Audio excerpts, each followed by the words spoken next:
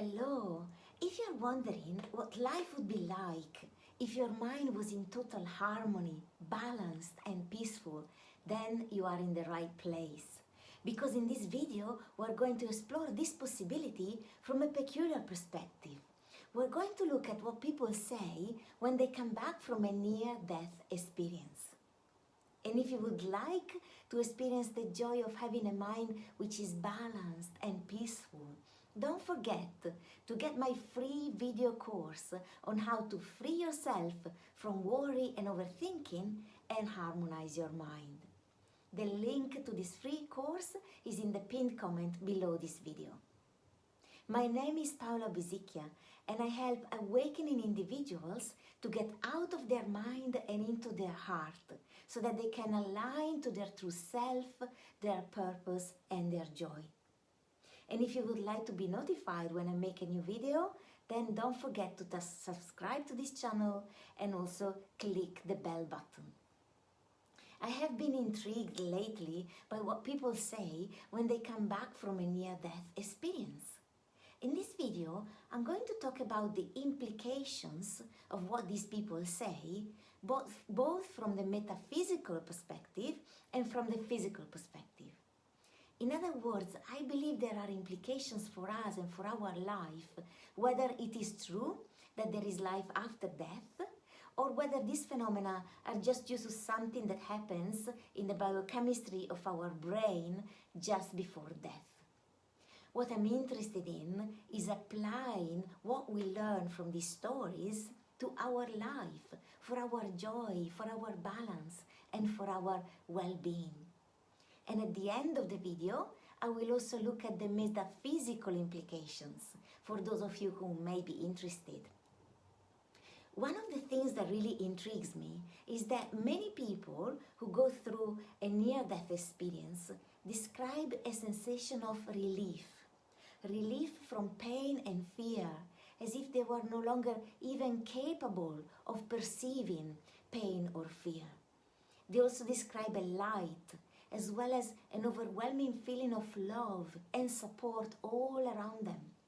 They feel loved, supported and safe, and they feel a natural feeling of love emerging from their heart and overflowing from their heart and being directed to everything that surrounds them. In other words, they feel immersed in a light that feels like love, and they are also aware of themselves as the source of this love.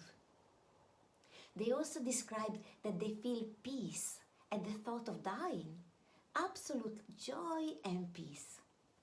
Of course, human language is limited in describing such experiences, and many of these people say that there are no words to describe the depth of what they were feeling.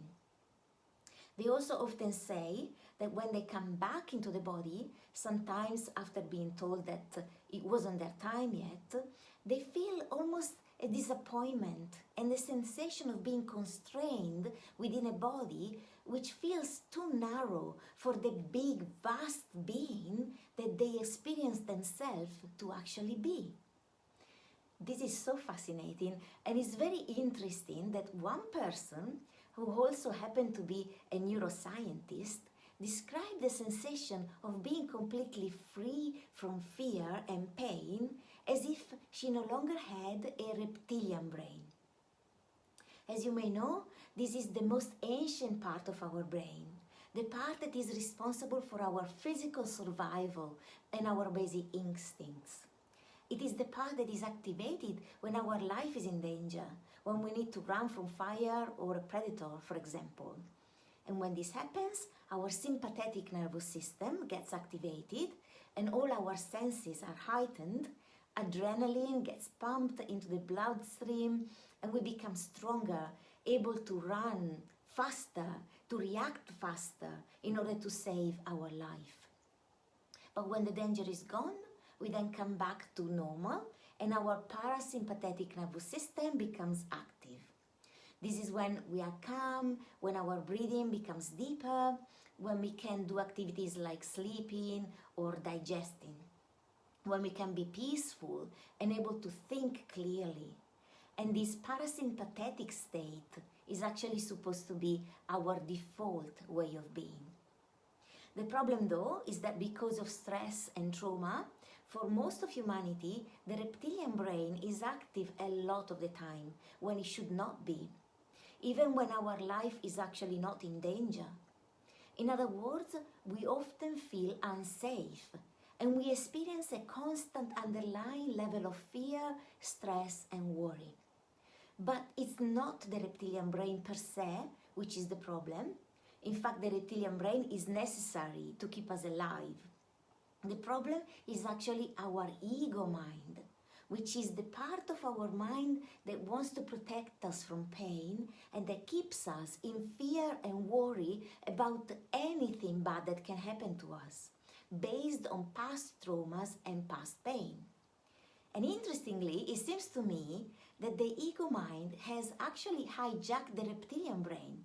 But rather than being activated by real dangerous situations, it is activated by anything that reminds us of past pain or trauma. This trauma is usually about experiences that made us feel unsafe in the past when we felt separate from love. For example, when we felt judged or not appreciated or not loved unconditionally as a child.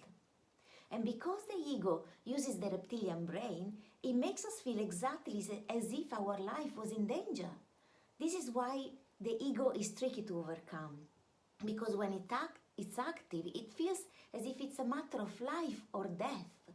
In other words, it has a very tight grip on us. We cannot think clearly, we have adrenaline running through our system, we feel anxious, and we go into worry and fear. But because the perceived danger never stops, and because many circumstances remind us of past traumas, we stay in a constant cycle of fear and worry. However, there is a way out of this, and the way is awakening. Awakening to the truth of who you truly are. The awakening path is exactly about transcending the ego mind and freeing ourselves from this cycle of worry and pain. And we can find insights and inspiration from the stories of people who went through near-death experiences. And what's interesting about these stories is that it's as if these people, the reptilian brain in these people was gone and their ego was gone. They all felt a sense of peace and a lack of pain, a lack of fear, together with an overwhelming feeling of love. They felt safe because they felt immersed in love.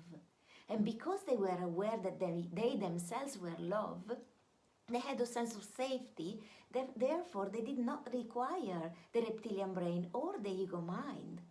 So what we can conclude from these stories is that if we know deep down that we are love in essence and that we are already immersed in love and safe, even beyond what this reality appears actually to be, then we can find our safety in the love that we are, and we no longer need the ego minds.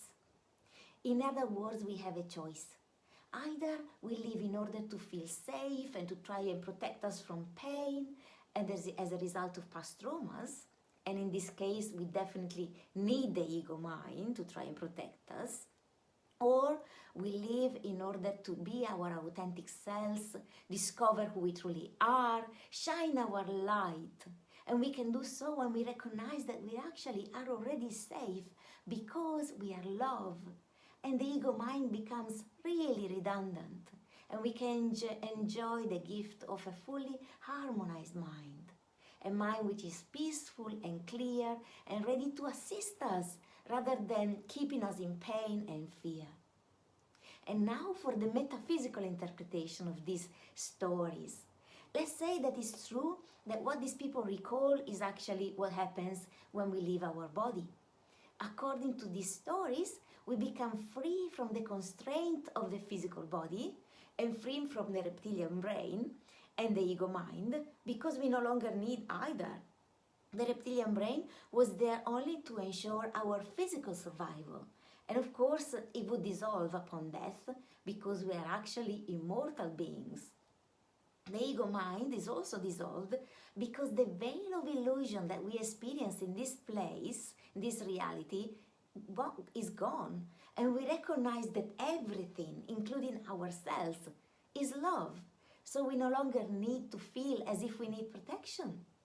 The awakening path is truly about lifting the veil of illusion, the illusion of death, and the illusion of separation from love, and recognizing that indeed we are and we've always been an eternal being of love, safe, immersed in love. Now, I would love to hear from you. What are your thoughts about what I shared? Write your comment below and let me know your insights, your experiences, and ask questions if you like, so we can all have a discussion and learn from each other. And don't forget to access my free video training on how to free yourself from worry and overthinking and harmonize your mind. You can see the link in the pinned comment below. Thank you so much for watching, and I'm sending you so much love and many blessings. Bye-bye.